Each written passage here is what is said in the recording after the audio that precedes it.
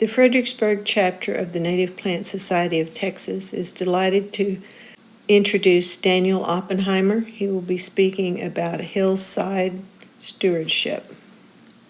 Again, my name is Daniel Oppenheimer, and I'm the Land Program Manager for the Hill Country Alliance. The Hill Country Alliance is a regional nonprofit organization. We work throughout the Central Texas Hill Country to conserve the things that make this the beautiful place we know and love. Our program areas focus on issues related to land, water, night skies, and communities. If you're not familiar with us, we have an outstanding newsletter that comes out every 2 to 3 weeks that highlights all the conservation news going on across the region, as well as the educational events that we and all of our partners are hosting in the Hill Country. And you can subscribe to that newsletter at hillcountryalliance.org. This evening, we're going to talk a little bit about Hillside Stewardship. To start, I'm going to talk a little bit about this place we call the Hill Country. We'll talk a little bit about soil health and erosion. We'll talk about some of the simple, easy ways that we can steward those hillsides by slowing and sinking water. And we'll also talk about some advanced strategies too.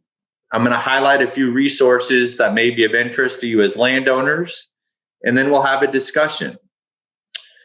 How we manage, how we steward and take care of our hillsides is a really big topic. And so I'm just acknowledging that there are a variety of considerations that I'm not going to address directly in my presentation. However, if you would like to discuss any of these items during the discussion, the floor will be yours, and we can take that discussion wherever y'all want to take it.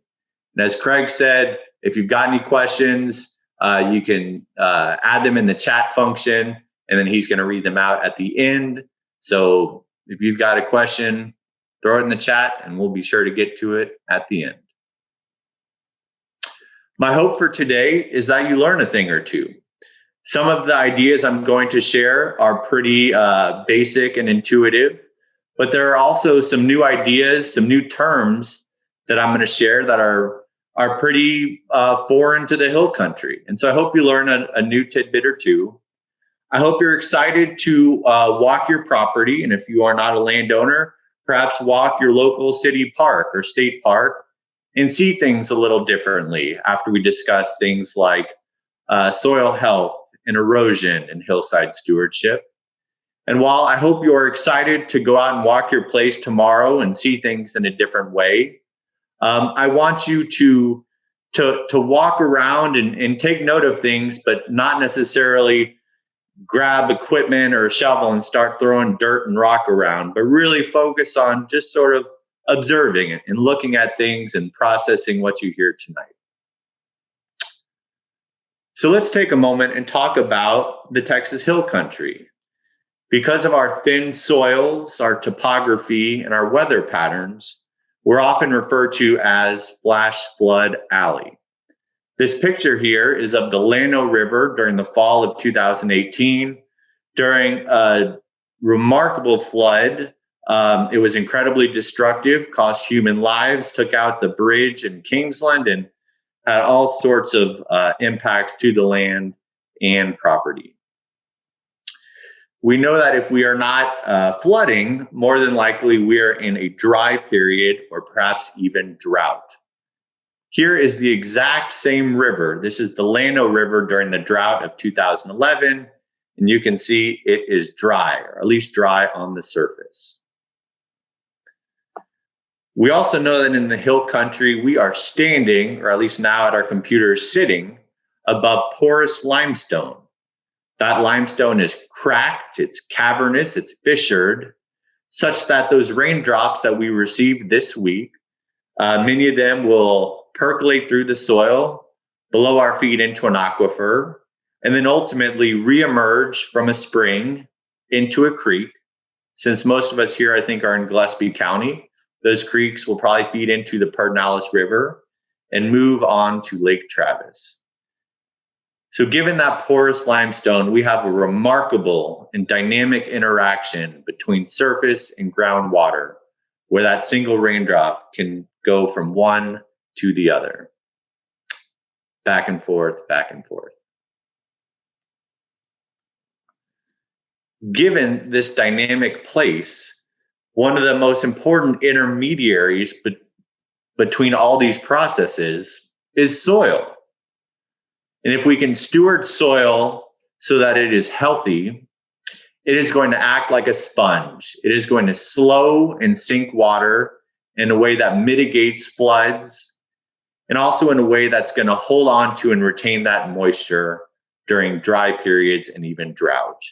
And when we can do that, when we can steward the land and our hillsides so they act like a sponge and slow and sink and absorb that water, they're going to feed those springs, which in turn are going to feed our creeks and that Pedernales River longer over time.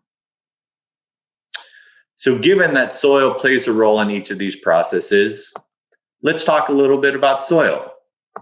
Perhaps you have some. I suspect some of us have more than others.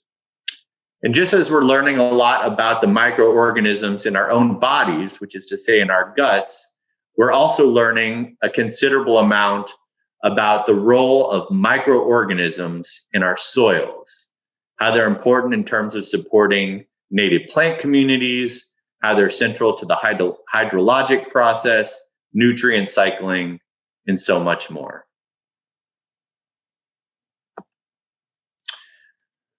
One of the best ways that we can take care of our soil is to reduce the amount of bare ground. If you look at the picture to the left, this is a situation where we have a single raindrop that collides with bare ground. And when it does that, it dislodges and sets into motion the small particles of soil. And for that reason, a friend of mine, Pete Van Dyke, who I think spoke to this group before COVID, loves to say, bare ground is public enemy number one. Here's another visual to demonstrate why we want to reduce the amount of bare ground on our properties. You see 1, 2, 3, 4, 5 different treatments. On the left, we see a treatment of bare ground. And when simulated rain hits that treatment, notice that there are two things happening in that bucket. First, there's a tremendous amount of water that is racing off that treatment. And secondly, it is carrying a tremendous amount of soil. Whereas contrastingly, if you look to the right, you see a treatment that's covered in a diversity and abundance of native plants. And two things are happening, which is the opposite of the first treatment. You have little water racing off, which is to say great catchment, and likewise very little erosion of soil racing off the land. In other words, the land is acting like a sponge, slowing and sinking and absorbing that water. So those microorganisms beneath our feet, they have this remarkable interaction with the native plants that we all know and love. When those native plants are performing photosynthesis, they are providing carbon sugars to this whole world of microorganisms beneath our feet. Those microorganisms, such as bacteria and fungi, in exchange are providing those plants with water, nutrients, and other resources. We also know that those microorganisms like bacteria and fungi play a critical role in creating the very physical structure of our soil. Bacteria can start to bind small bits of soil into what we call aggregates or small aggregates, and those fungi in turn can create larger sort of cottage cheese size aggregates. And so when you have these small and larger aggregates binding together, you're creating the physical structure, the stability, as well as the space between those aggregates for oxygen and for water to be absorbed into ultimately the aquifer. So what? We've never seen these microorganisms. This seems very abstract. There's so much we don't know. But we do know that if we can improve the health of our soil if we can feed those microorganisms with organic matter, whether that's leaf litter or cow manure or sticks, anything that you've got laying around, if we can increase the organic matter on our property, even 1 acre, if we were to improve the organic matter by 1% on 1 acre, we could bolster that sponge so that it could retain an additional 25,000 gallons of water. So think what that would mean if each of us increase the organic matter and the health of our soils. If we scale that up, think what that would do for our native plants, for mitigating flooding, for mitigating drought and dry periods, and ultimately feeding our creeks and rivers. So it really does matter, taking care of our soil, and the impacts are considerable when scaled up. So how do we take care of our soil? Well, there are a whole bunch of ways to do that. And there are about 5 guiding principles that are commonly cited for helping us, guiding us to take care of our soils. One of the first things that we can do is to reduce physical and chemical disturbances. And Paula, this is not referring to armadillos and what they're doing to the soil, but rather things like tilling, practices that might, again, destroy those living organisms and that structure beneath our feet, finding ways, perhaps we can't eliminate them, but there might be ways to reduce the impacts of those physical and chemical disturbances. Secondly, we want to maximize soil cover. Remember, bare ground is public enemy number 1. So to the extent possible, we want to use those native plants. We want to use organic matter to protect that soil and feed all the microorganisms beneath our feet. We want to increase biodiversity.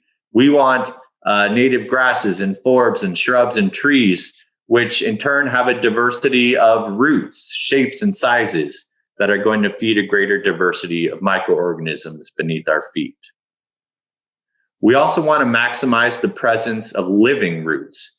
This goes back to that process of photosynthesis. If we can have both warm season and cool season plants growing, that means we're going to have photosynthesis happening throughout most of the year so that those plants are providing those carbon sugars to the bacteria and fungi and other microorganisms. And those microorganisms in turn are going to be providing water and nutrients to those growing, thriving plants. And finally, to the extent possible, we should try to integrate animals, whether that's through regenerative grazing, or perhaps that's through cow manure or worm vermicast, finding ways, again, to add to that organic matter and feed these microorganisms beneath our feet. When we can try to do these things through sound stewardship, we're going to improve the health of the soil and the overall water catchment of our property. So when I showed that picture at the top left, perhaps some of you twitched because that is a considerable amount of soil. And maybe you don't have that much soil. Perhaps your property looks more like the photograph in the middle, where there's quite a bit of bare ground and caliche. So now I'm going to transition from talking about soil health to issues of erosion, and then how we can manage erosion through stewardship to slow and sink water down to build up that soil profile.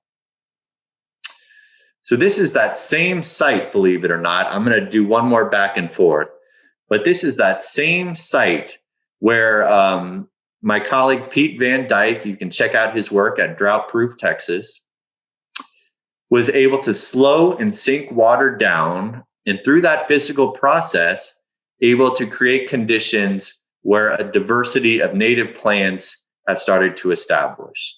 And this all starts with how we can slow and sink that water down. I'm going to do one more back and forth. Here was that site before. Here's after several strategies of slowing and sinking water were implemented. But before we get into those strategies, we need to understand some of the fundamentals for erosion and how it works. We need to understand the dynamic process of erosion. Without that understanding, we can find ourselves wasting a considerable amount of blood, sweat, and tears doing what ultimately is ineffective stewardship.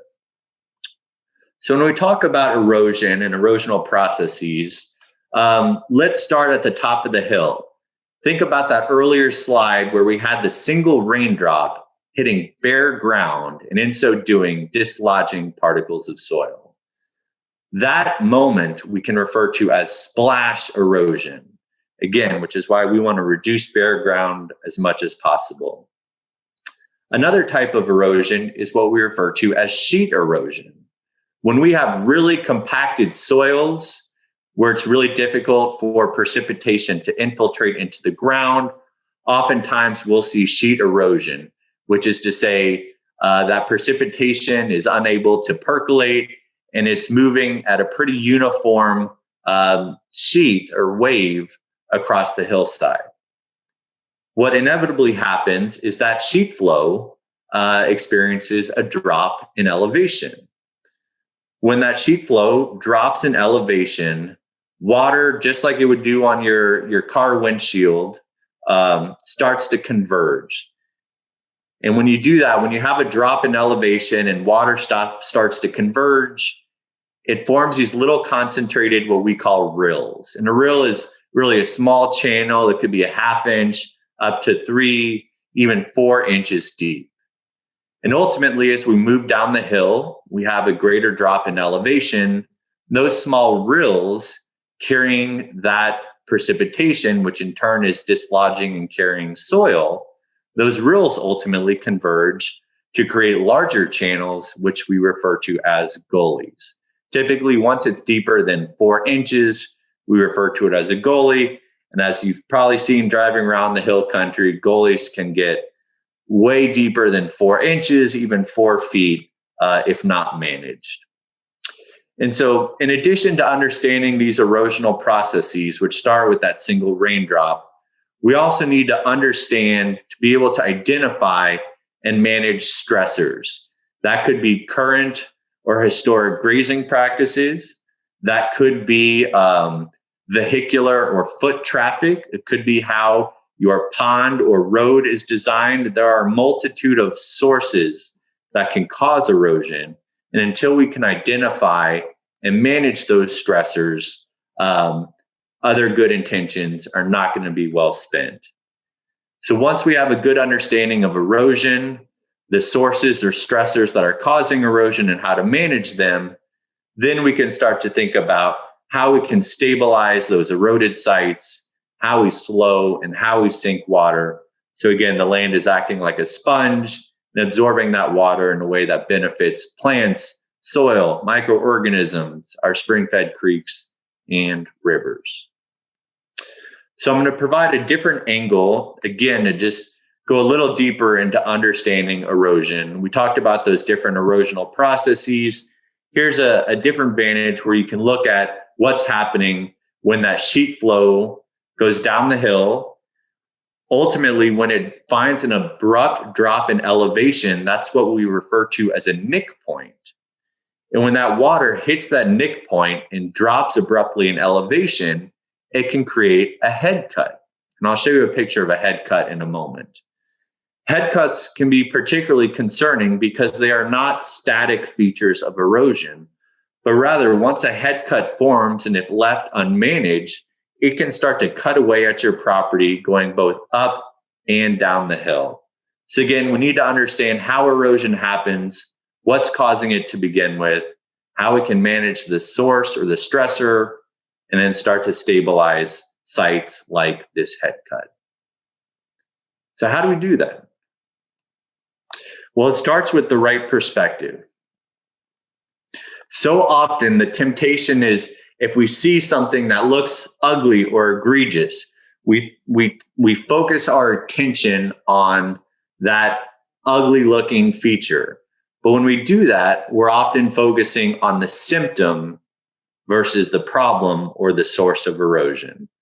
So in this case, if you look at the diagram, here we've got sheet flow coming down the hill. It hits that abrupt drop in elevation, that nick point, and then ultimately starts to form a head cut. And so commonly a landowner will look down, see that gully forming, and they'll throw a couple of wood crates down in the gully. Maybe they'll throw a couple of tires and think, all right, I did something good. That's going to slow the water down.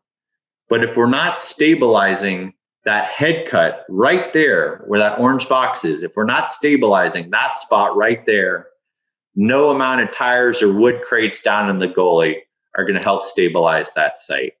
So we need to learn to understand these erosional processes, figure out how to stabilize those head cuts, and perhaps look uphill at places above that head cut where we can start to slow and sink water. And to do that often takes walking up and down the hillside numerous times, not only when it's dry out like right now, but when it's raining, to start to understand where and how water moves across your hillsides. So now I'm going to get into the fun stuff. I'm going to share a few basic, simple strategies, perhaps you know some or all of them, for again, how we can slow and sink water down. And then I'm going to introduce a few more complicated strategies and some new terms, at least new to the hill country, that you may be unfamiliar with. So again, how do we slow and sink water in a manner that reduces erosion and helps invigorate that sponge? One of the ways that we can do that is with rows of rocks. And I'm one to be resourceful and advocate that you use what you've got. And so if what you have at your place, like this example here, is a bunch of tiny little rocks, this landowner simply spent an afternoon with a heavy duty rake, and she created these rows of rocks along her hillside. She followed the natural topography, which is to say the contour lines along the hillside. And while the site might not look perfect, this hillside, this was out in Bandera County, which is drier than what we've got here in Gillespie County. This was bare ground, just exposed rock and caliche.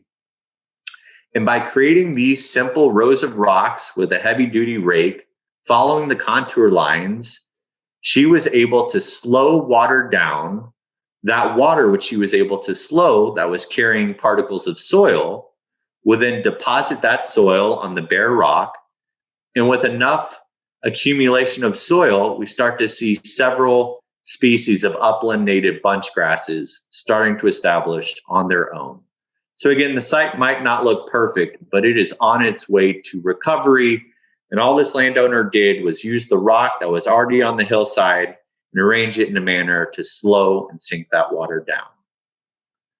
Perhaps you don't have a lot of rock, but maybe you've got some cedar logs or other woody material, maybe from some brush clearing that you did in the past.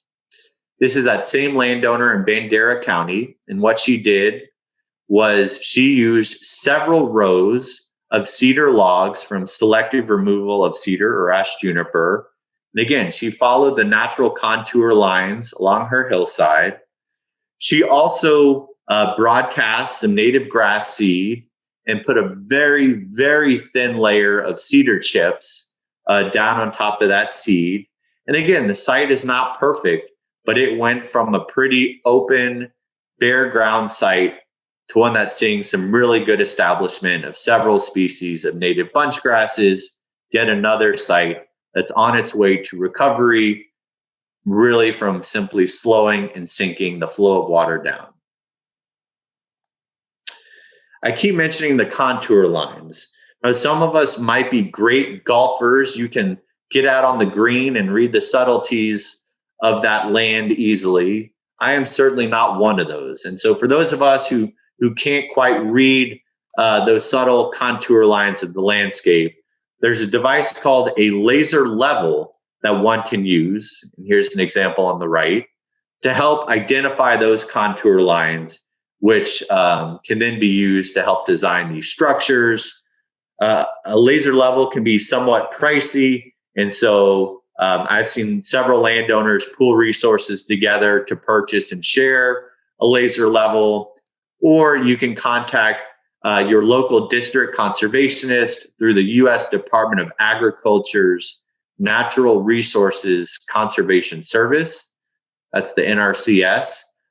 Typically, an NRCS field office will have a laser level, and that agent can come out to your property, do a site visit for no charge, and help you flag out those contour lines to help you design those structures.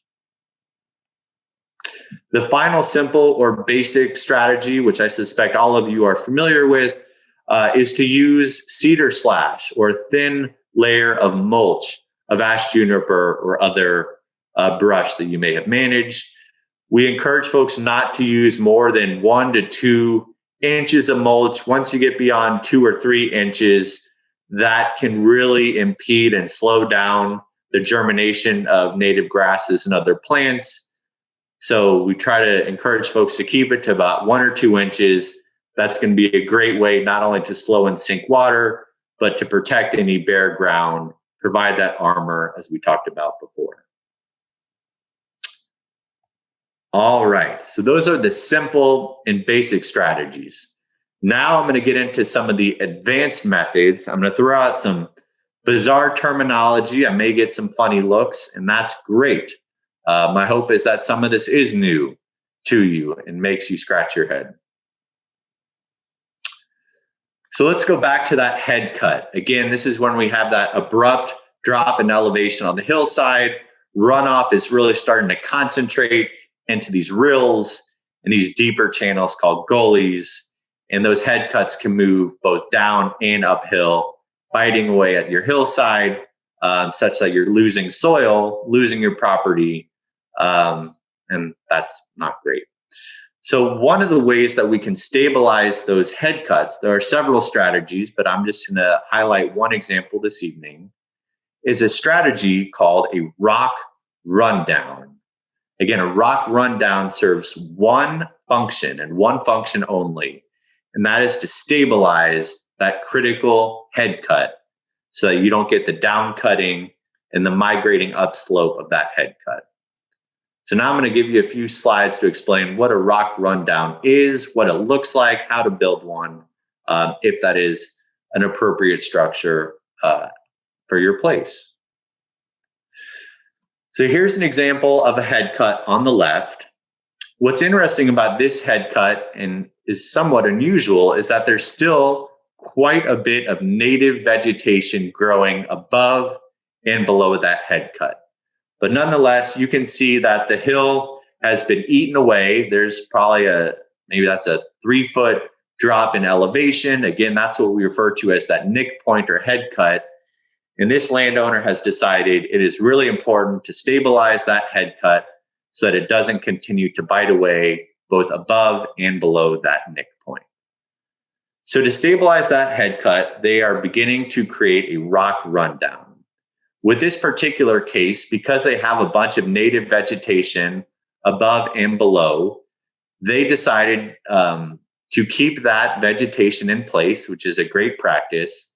And they're using rocks to really carefully, this is not willy-nilly, really carefully put together a puzzle, or you can call it a sculpture, that fills in from top to bottom and left to right, really fills in that big cut such that when water starts to come down the hill and it gets to that head cut, as the name of this structure suggests, that water is going to run down over and into this series of rocks, falling into the cracks, starting to lose energy. And when it loses that energy, it's going to deposit soil and build that area back up and stabilize that head cut. So on the right, you can see the landowner has now put in most of the rocks, fitting them together really like a careful puzzle, so that they're minimizing any bare ground and making sure that water is going to flow smoothly from the uphill over the rock structure and into the ground. Here's that structure completed. Again, really careful consideration for where and how those rocks were placed together. And from this picture, I'm now going to show you a diagram, because often when we have a head cut, the site can be much more disturbed than the one I just showed you, which is to say you don't have a lot of native vegetation above and below the head cut. It's been scoured away. and you just have a bunch of bare ground, destabilized bare ground. So here's a side profile of that head cut that perhaps you might have on your property. What you'll notice is there's a native grass right there that I've highlighted in green. I just took a walk earlier, and the purple 3-on is looking beautiful right now. And so let's call that a purple 3-on. Keep note of that purple 3-on. So here we've got, with the orange arrow, we've got a sizable drop. That's a significant head cut. And there's really no existing vegetation in this situation, but for the purple 3-on that's downhill of that nick point. So this is more often what you're going to find with a head cut when you need to design a rock rundown. So what do we do in this case? Well, there's a few things. First, to the extent possible, keep that purple 3-on. If there's any existing vegetation at the site, those roots and that biomass above ground are really going to help anchor the soil, protect the ground. So to the extent possible, try to minimize disturbing any existing native vegetation. What you'll see between the diagram above and below is that we have taken that drop in elevation, that head cut, and we've moved the soil around to create a much more gentle slope, perhaps a 3-to-1 ratio, much more gentle, much easier to work with in terms of using rock and ultimately slowing and sinking water. So once you've created that gentler slope from that dramatic drop in elevation, what we start to do is we start at the bottom. We're finding those good rocks that fit together. We start with our footer rocks. These large footer rocks, we might need to dig a little bit, a very small trench, such that those footer rocks are placed snugly into the soil and may only stick up above the soil 1, perhaps even 2 inches. And that's to create a good apron at the bottom so that any water that reaches the bottom, it's going to smoothly continue its flow onto the soil rather than dropping elevation. Once you've dug that small trench and buried that rock, that footer rock at the base, you then start to build, again, working with the existing vegetation, not removing it. You fit those rocks snugly up that slope. That top rock, again, this is called a rock rundown. We want to make sure that top rock is perhaps dug in and fits snugly such that it is flush with the soil, so that when any water that's coming down the hill encounters that header rock, it's not going to ricochet off it, but rather, as the name suggests, it's going to run down this series of rocks. That water is going to be slowed down. It's going to deposit soil. A lot of it's going to sink in between those rocks and ultimately percolate into the soil. And oftentimes one structure by itself is not alone. So perhaps after you've created a rock rundown structure, you might create a row of logs, or perhaps a row of rocks or logs, as we showed with the basic examples above. So you're already slowing and sinking water even before it reaches that head cut. All right. So perhaps you don't have a head cut and you don't need to worry about something like a rock rundown. And that's great. If that's the case, you're lucky. Maybe your concern is you've got a road. In this case, there's a county road as well as a private road that forks off the road you can see on the right that is bringing tremendous amounts of water onto this landowner's pasture.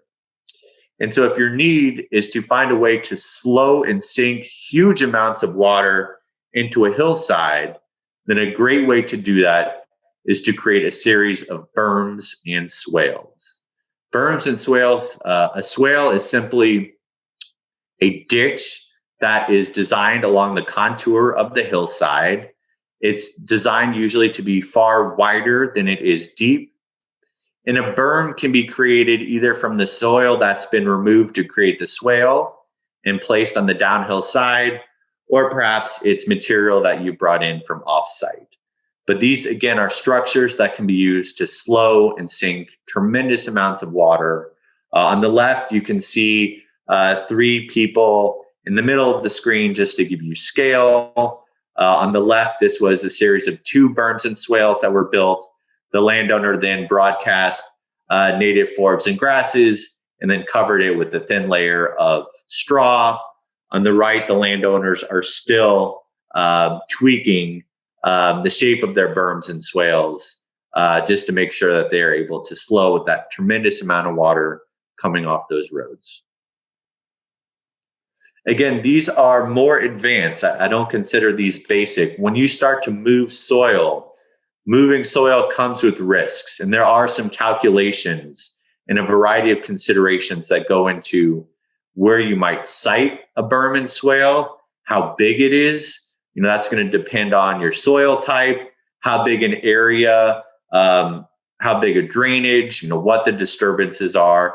So there are some real important calculations that need to go into this. When you move soil, that always comes with some risks. So some due diligence that needs to be done with all of these advanced strategies, including berms and swales. Moving on to our next advanced strategy, a new term for some of you, perhaps all of you, is something called a media luna. A media luna is designed for a different purpose. Perhaps you have some concentrated flows of water that are coming down your hillside, and you want to convert them from concentrated flows that might be a bit erosive to slow them down and spread them out. And that's exactly what a media luna is designed to do. It's designed to take that concentrated flow coming down the hillside, slow it down, and spread it out. So to do that, here is that water that's coming down the hill. It's a subtle channel. It might be hard to see in the picture, but nonetheless, there's a bit of concentrated flow. When you're designing this media luna or half moon, you want to center the base of that moon, center it in alignment with that concentrated channel of water. As with the rock rundown, you want to start building it at the bottom with those base rocks. Make sure that they are dug into the soil so that they're sticking up only about 1 to 2 inches above the ground. And if you can do that, you're going to slow that water down, spread it out. Perhaps you're spreading it to drier parts of your pasture. Again, you're definitely going to be managing erosion.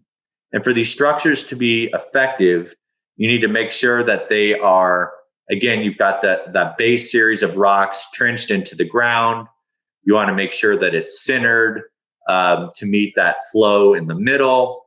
And then also the tips of that shape need to be designed so that they meet the same contour line, so that similar to a bowl, they're going to capture that water, filter it through that series of rocks, and then ultimately slow it, spread it, and you're going to deposit a considerable amount of soil there as well when you slow and sink that water.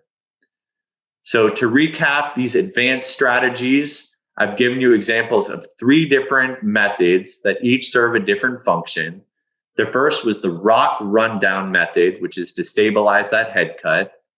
We talked about berms and swales, which can be used to slow and capture a tremendous amount of water.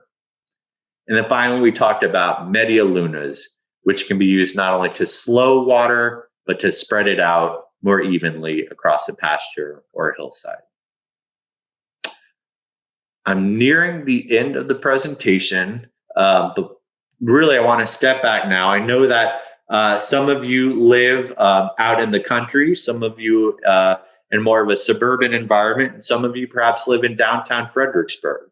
So I wanted to take a moment to just say that even though the pictures I showed were largely in a rural context, these methods for how we can slow and sink water, these physical processes apply anywhere.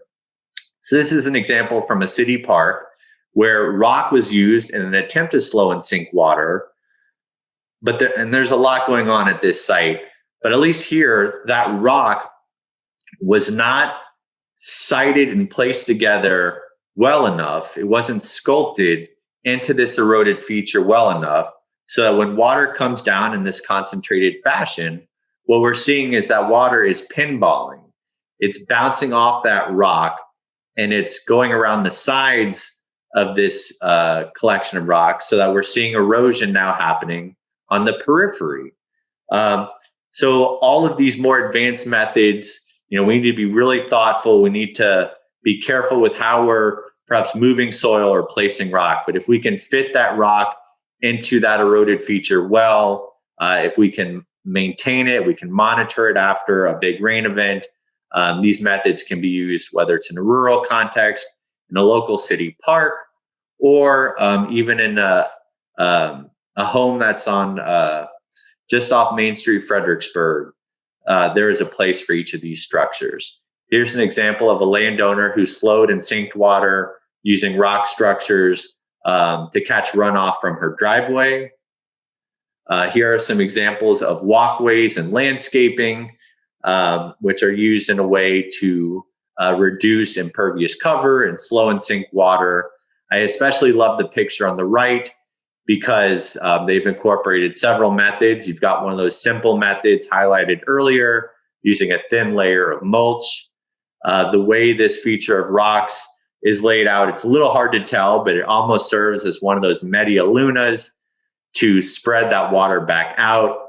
Yes, we've got some turf grass, which I know is probably not popular with this group, but the fact that they used a small amount of turf grass, I think, is great to see compared to, what we often see. And then you've got that row of rocks at the bottom. So this landowner is using 3 different methods to slow and sink water. And this is very much in somewhere between a suburban and urban context. So these methods can apply anywhere, but it takes, again, a right understanding of erosional processes, again, understanding those sources or stressors, how we can stabilize those eroded sites and slow and sink water into the ground. If you'd like to learn more after this evening, there are a variety of resources for you to dig in. The Quivira Coalition, if you go to their website, I think it's quiviracoalition.org, they have some remarkable free online technical resources that go into some of these and other advanced methods. Resources on how to design your roads so that they're slowing and catching water. If you want to learn more about soil health and those principles, the National Center for Appropriate Technologies Soil for Water program has a lot of great resources on their website.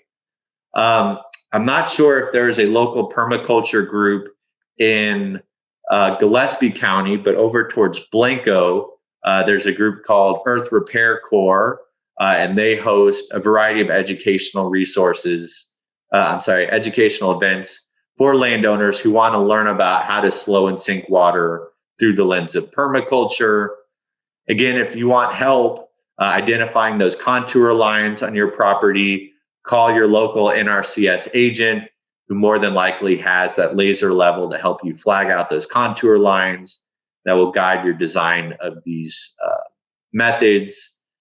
If you want to have a more holistic view of your property in terms of the contour lines and where water is flowing across your property, the U.S. Geologic Society, as well as the Texas A&M Forest Service, both have great free online mapping resources where you can look at your property through a variety of lenses, including the topography.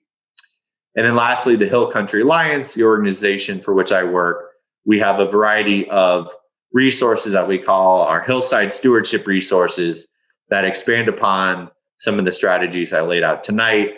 I will share those with Paula and Sandy afterwards, and y'all are welcome to share those with your members.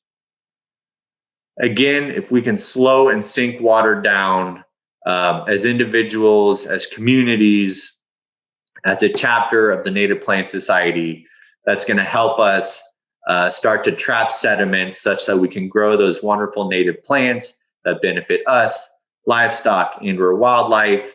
When we've got that diversity and abundance in native plants, the land starts to act like a sponge, dissipating, especially those major rain events. When we can slow and sink that water, we're mitigating those otherwise harmful floods. We're trapping sediment, we're building that sponge, reducing erosion, keeping our properties where they are, storing water. and really allowing that water to percolate so that we're feeding the aquifers, which in turn are going to feed those springs and feed our creeks and that Pedernales River across Gillespie County. I think that's my last slide. I'm going to stop here. Again, hillcountryalliance.org. You can sign up for our newsletter. That is my email. I'm going to stop talking. Hopefully I didn't talk too long. Oh yeah, right on time.